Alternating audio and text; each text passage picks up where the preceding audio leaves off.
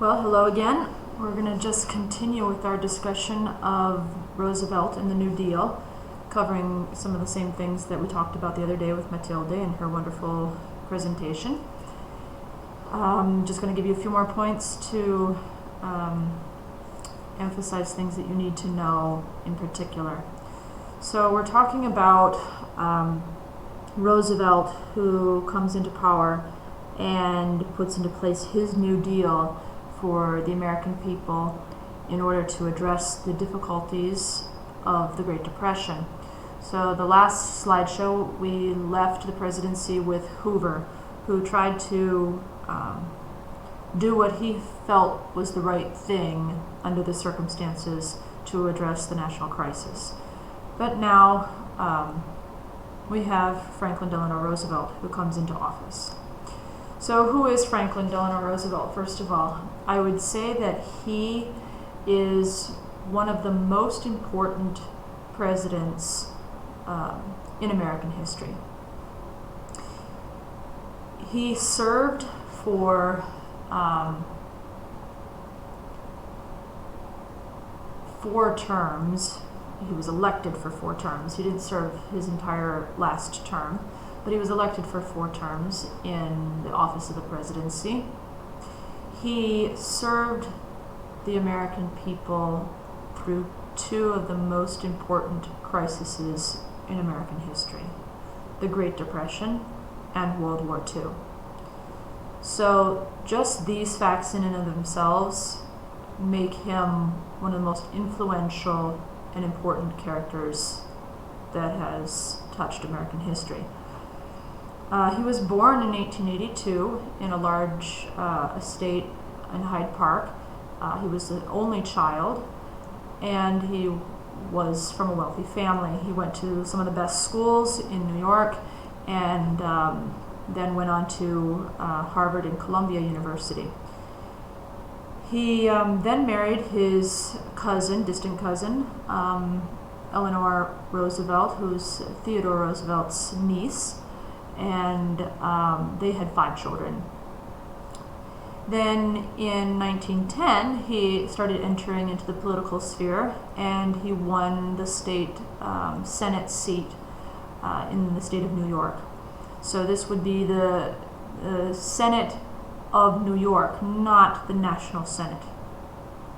So then in 1913, Wilson, the president at the time, appointed him as the Undersecretary of the Navy. This brought FDR into the world sphere. In this position, he had contact with worldwide issues, and this really opened his horizons both intellectually and politically. He then, in 1921, contracted the disease of polio, which is a very important moment in his life. This challenge, this physical challenge that FDR faced, would form his character to a great extent. Having to overcome this difficulty and to live daily with this handicap taught him a great tenacity and perseverance, and he could have reacted to this debilitating disease with despair and discouragement, but instead he reacted with a great sense of determination and hope, which is the same kind of determination and hope he was then able to communicate to the American people, both during the Great Depression and during World War II. So we should not underestimate the influence that this disease had on Roosevelt and the building of his character. The disease, however, did force him out of political life temporarily, and his wife stepped in to help maintain his political figure. And then in 1928, he returned to the political scene and was elected governor of the state of New York. Because of polio, he was never able to fully regain use of his legs, and he had braces on and had to walk with crutches, or he was actually confined to a wheelchair. So he had to struggle with this disability for the rest of his life. But he tried to hide it as much as possible to everyone, to the public, so that his image was one that was strong and independent and was not one that was debilitated or dependent upon assistance and help. So he tried to keep his image a strong image as much as possible for the American people. So Franklin Delano Roosevelt promised the American people action, and action immediately, to fight this growing economic crisis. He promised them a New Deal, and Hoover, as we know, was not reacting fast enough and strong enough for the satisfaction of most Americans at the time. And other situations also brought down his popularity, such as the bonus army that marched on Washington and his reaction to their presence in Washington, D.C. So Hoover was not popular. He was blamed, as we had said in the previous slideshow, for a lot of the economic crisis that people were living at the time. And so a new face was welcome in Washington. And FDR won the election in a landslide and immediately set to work on his New Deal plan, which was based on 3 pillars of relief, recovery, and reform. Relief in the direct or indirect aid that he wanted to give to the actual poor people, either by immediate programs which would give them money or subsidies in some way or another, or through state and local organizations, the support of these state and local organizations by the federal government. Recovery, he wanted to put into action all sorts of economic stimulus packages that would help get the economy back on track, would help industry, would help the workers, the common man, get a job and have money in his pocket to be able to spend and re-stimulate the economy. And then he wanted to make sure that this was never going to happen again. And so he wanted to put into place reforms that would make sure that another economic crisis would not come about. And this he started with his first New Deal from 1933, which was the low point in the Depression, till 1935.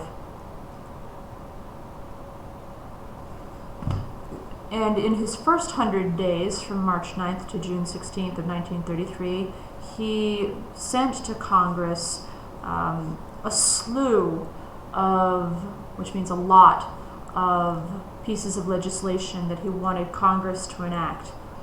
In this situation of crisis, Congress was very open to try anything as well. People who are desperate will try anything, and so Congress wasn't going to oppose the president. But this was kind of a radical, new situation that Americans had never experienced before, that a president would be so active on the legislative side. Usually a president might propose 1 or 2 bills as part of a program that he wants to initiate, but usually it was his party in Congress that would start proposing bills and legislations and programs that they would try to pass through Congress, and then the president would sign these bills. But here we have a president who, to an extent that was never seen before, presented Congress with legislation and really became a legislative branch in and of himself, although he is the head of the executive branch. He presented legislation and Congress passed it. So he kind of took on a very important role in the legislative branch as well, as the chief, as what they would call at the time the chief legislator, even though he's the executive branch. One of the first things he did when he came to office was to close all the banks to ensure that the remaining banks wouldn't fail. He closed them, declaring a bank holiday, and he tried then in the next few days to reassure the American people through his famous fireside chats where he communicated with all of America through the radio and some television programs, and reassure them in the security of the remaining banks, saying that the government agencies were going to control and check all the banks, make sure that they were sound, and so that when the banks reopened, the American people could be sure that when they deposited their money, they would be able to get it back out. The banks were safe. And in effect, this actually happened. When the banks were finally reopened, many more deposits were made than withdrawals.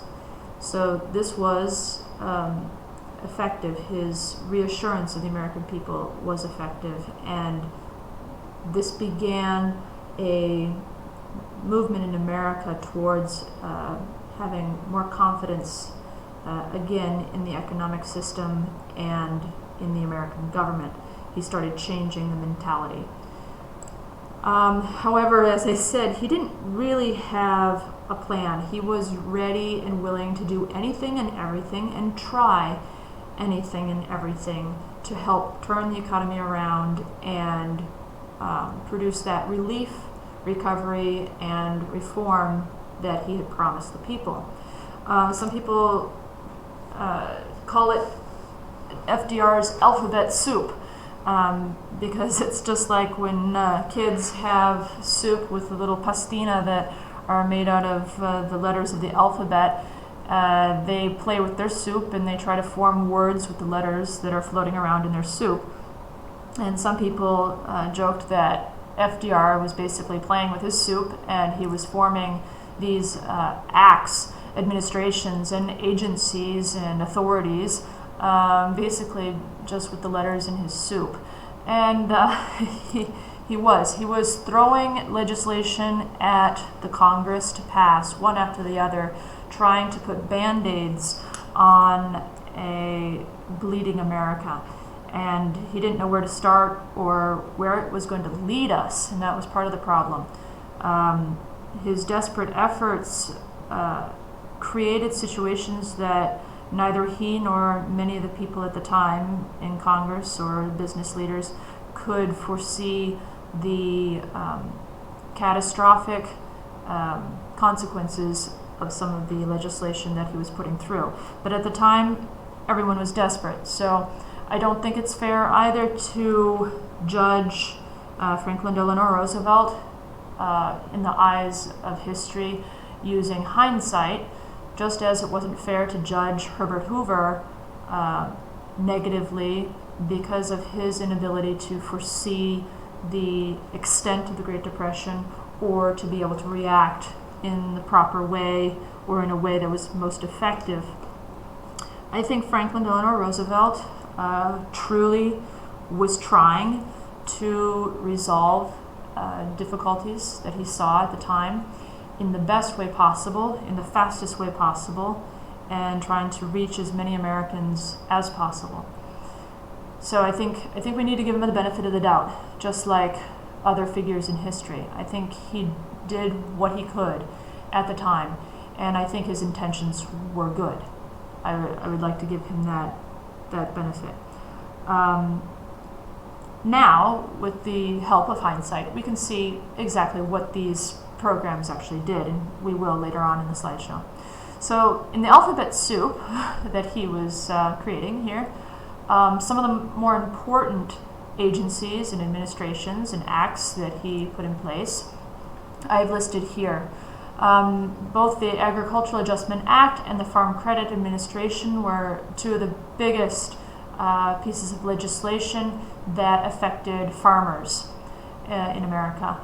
The Agricultural Adjustment Act gave subsidies to grow fewer crops. So we remember in the previous slideshow when I had talked about the fact that farmers were encouraged to reduce their crops, or farmers even destroyed their crops or their livestock or threw out their milk, and at the same time other people in America were starving or were not well nourished and therefore were suffering from diseases caused by malnutrition.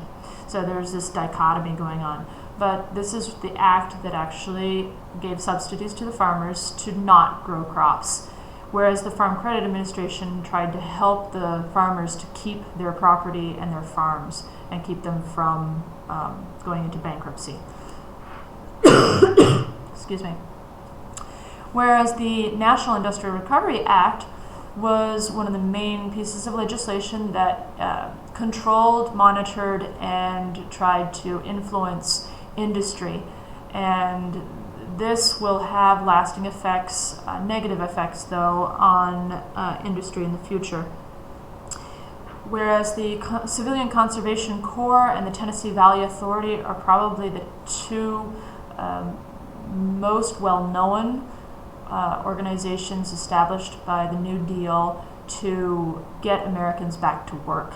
The Civilian Conservation Corps did projects all over the United States to conserve natural resources. They built dams, bridges, and parks all over the United States, whereas the Tennessee Valley Authority specifically focused on the Tennessee Valley and harvesting the resource of the river that was there present, creating huge dams and power factories and houses in that area. But they're probably the two most well-known, the CCC and the TVA. Instead, the Securities Exchange Commission and the Federal Deposit Insurance Corporation were the two most important direct interventions in the financial sector. The Securities and Exchange Commission focused on the stock market, whereas the Federal Deposit Insurance Corporation tried to ensure the security of the banks. So if you put in a deposit in the bank, you don't have to be afraid that you're not going to be able to withdraw your money one day and still have that money. With the Federal Deposit Insurance Corporation, the government became the guarantee of your deposit. And what are some of the criticisms of the New Deal? All right, it's kind of the situation, damned if you do, damned if you don't. FDR was the president at the time, and he had to make the decisions. He had to be the leader. And some people said he did too much, and some people said he did too little. It doesn't matter what he did, it wouldn't have been right. And that's pretty much what any leader, especially in a crisis situation, will be accused of. I think we're seeing that today with our coronavirus situation. Most of the world leaders are being accused of not doing enough or of doing too much. It's a very difficult situation. When you're in a crisis, you're not infallible. You're not able to predict the future, and you're trying to do the best you can. And I think that was the same thing with FDR.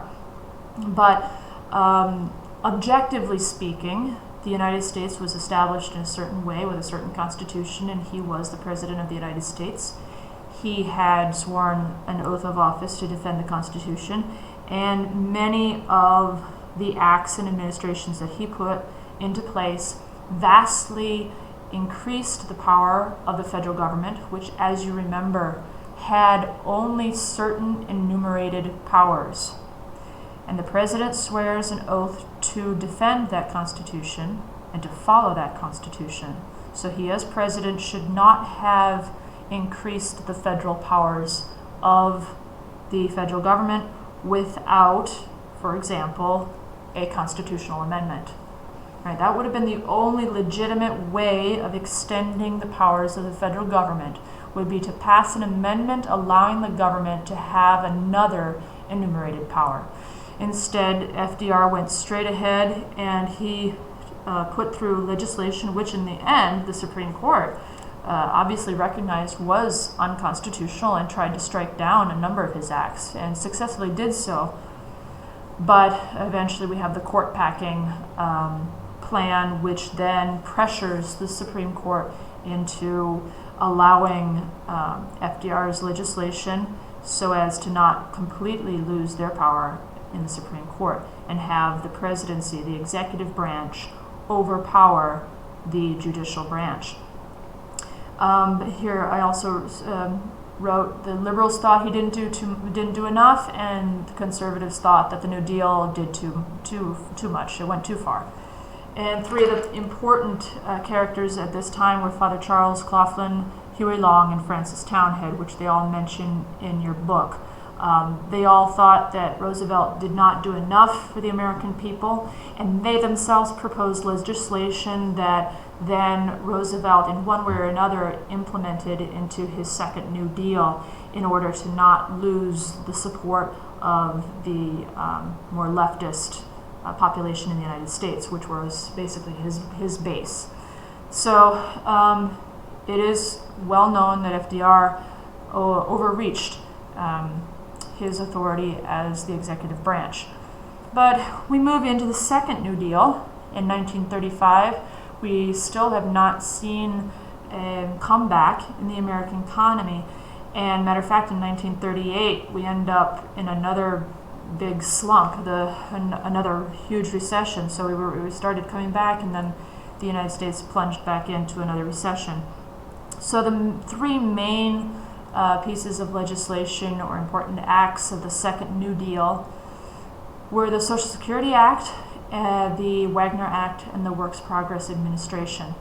Social Security Act is still essentially in effect today, where we have pensions for unemployment and old age. Wagner Act is where the union was given almost absolute power in the negotiation process, and the Works Progress Administration was another huge industry, governmental industry that put Americans to work. So how do we pay for all of these things?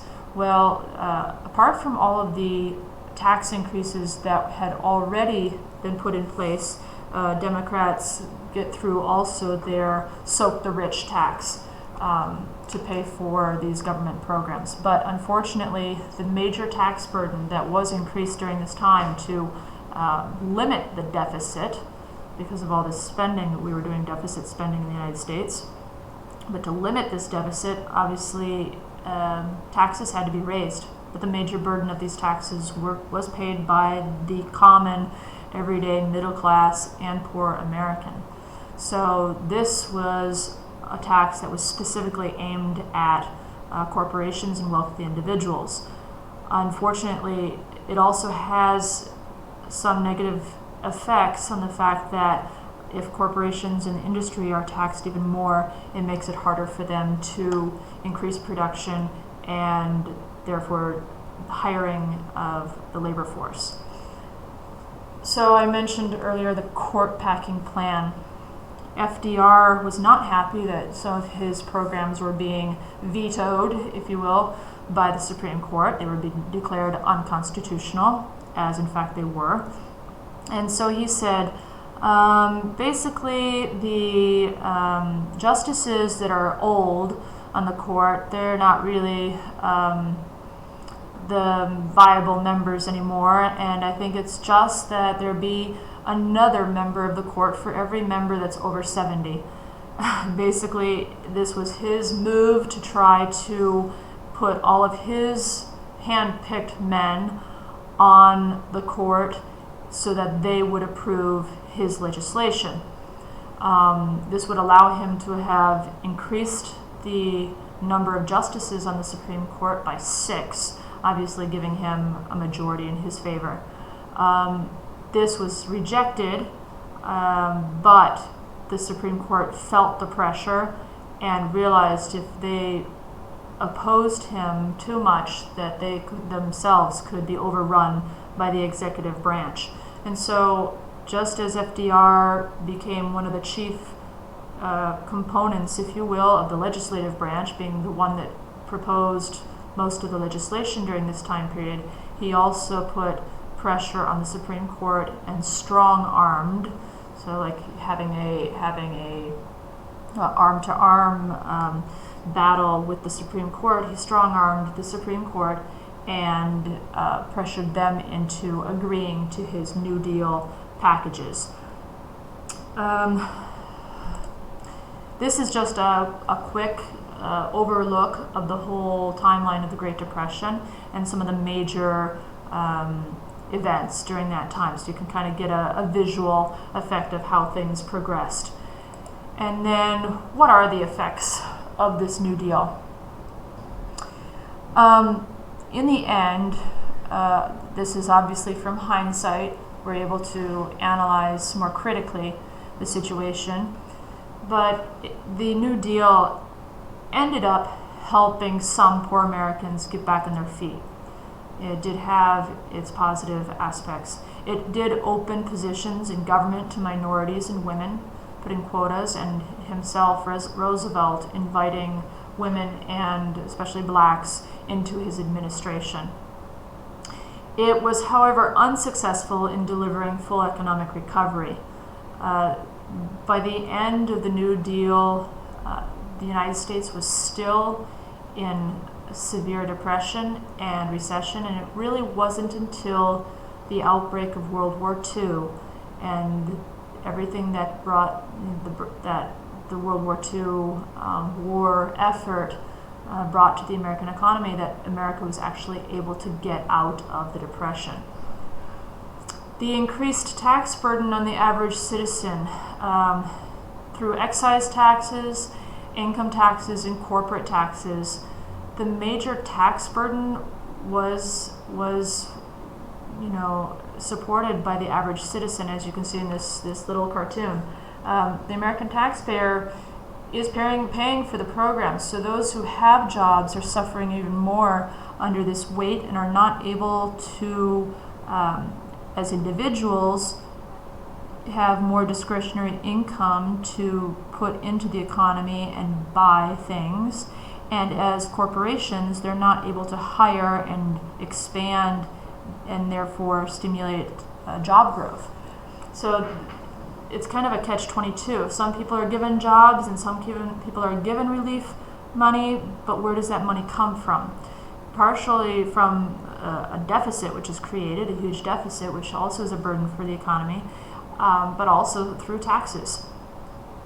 It fundamentally changed, the New Deal fundamentally changed the relationship between the citizens in the United States and the government. Now the citizens looked at the government as a job provider, a sustainer, and as an entity that could give them direct relief, which was not something that had ever happened before. It was not the role of the federal government. State and local governments could and were able to do some relief programs and some programs of this type, but not the federal government until now.